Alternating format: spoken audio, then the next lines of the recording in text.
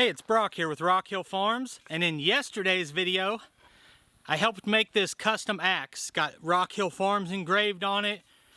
Really nice little setup, taking an old Dunlap branded head and fitting it to a new handle. I love this thing, but even though the guy who made it for me makes some to hang on walls, he made me this one to use. And so today I'm going to really test it out and cut down this tree. I also want to show you this off of his engraving machine. I don't know how well you can see that in the light, but that says East Tennessee Axe Throwing. That's one of those businesses where you go to and you pay to throw axes. Pretty cool little thing. I've never actually went and done it, but I love that he can engrave that. And basically, talking about my best friend has an expertise in crafting these older axes, and he has a high-end engraving machine.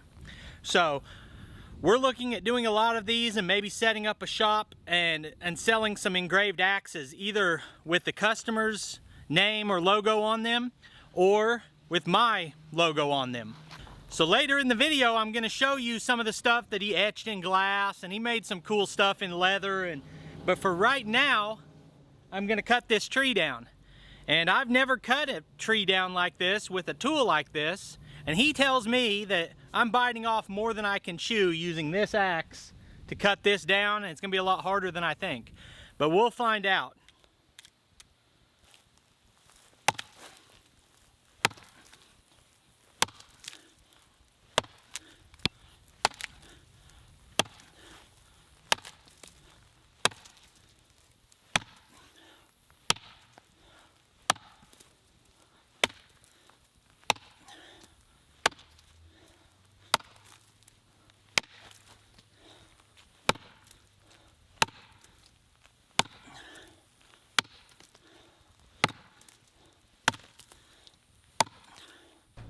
So I love everything about this axe. The craftsmanship, the look of it, the weight, the length of the handle, just the way it feels in my hand. Great tool. But this will probably be the only time I ever cut a tree this size down with it. To me, this is great for limbing or for very small trees. But generally, for something like this, I'm going to use a chainsaw. It just kind of feels like something that everyone should do at least once. And I also wanted to see how well the axe holds up.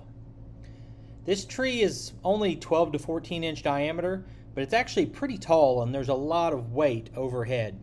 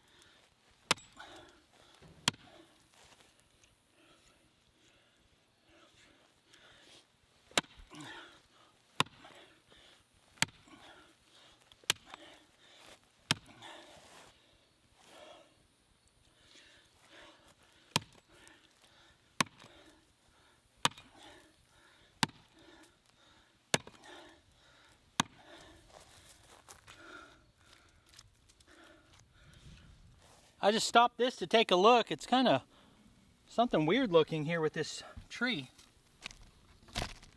I don't know what this is, but it's perfectly round. It looks like there's a limb running right through the middle of the tree.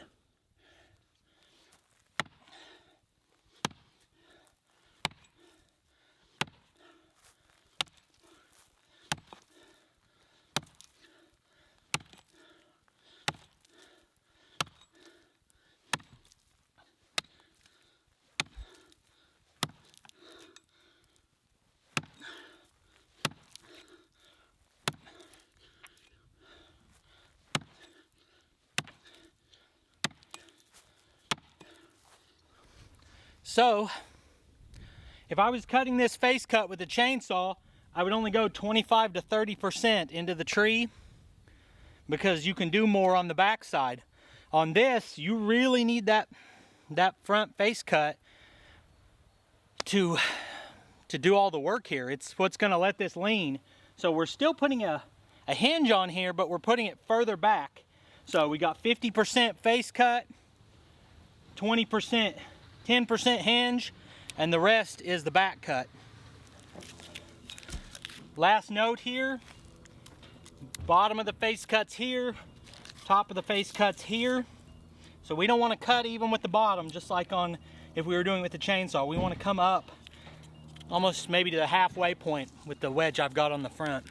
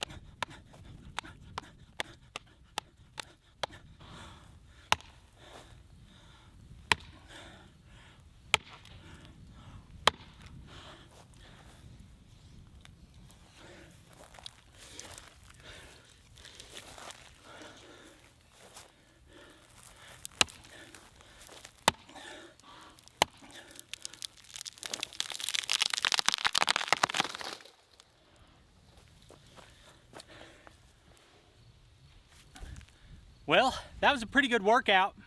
I'm really glad that I don't do all of my felling with an axe. I guess I'd be in a lot better shape, but I felt, right as I was finishing up from just one little tree like this, I felt a little bit of twinge in my shoulder on the last couple swings. Thought, man, I'm not built for this. I'm not conditioned to it. Anyway, I love this axe. Fantastic for what it's made for, which is not trees this size, but just going along and knocking little branches off of it. It's a good size for it, but if you actually did need to take something down, you can. So, love this. May end up hanging on my wall, or I thought about, as much as I like it, I thought about giving it away to a subscriber when I hit a big milestone.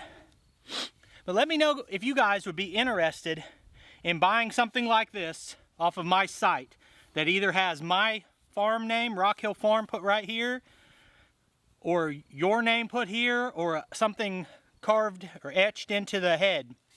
So let me know if you're interested in that. Otherwise, I appreciate you taking time to watch this video.